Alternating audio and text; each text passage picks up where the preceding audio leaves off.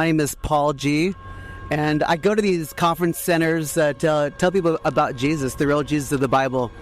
And the cool thing is back in 2012 is where God came into my life. It started like a lot of people do, but for me, I started to read the Bible like a child.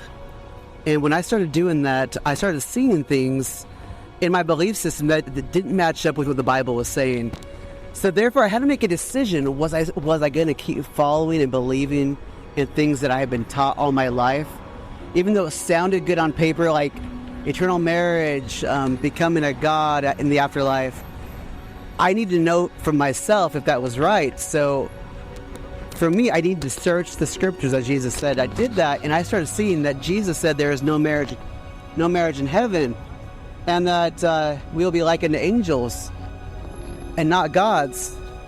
And during this time, I came across the book of Abraham too, which really just broke ground for me when it came to the truth.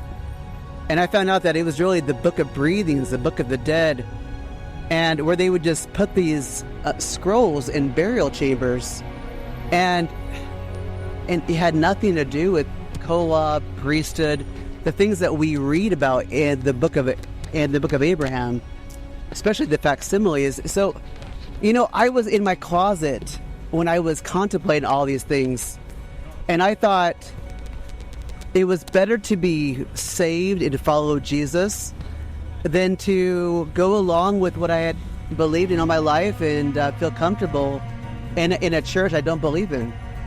And so I made a decision that day that it was more important to follow Jesus than believe this anymore. So I did go one more Sunday to the Mormon church, and I told myself that if they were going to sing the song Praise to the Man, I would just walk out. That would be my last time. I had been contemplating this during that time frame, and that was my last straw, because that Sunday is when they all stood up and started singing Praise to the Man.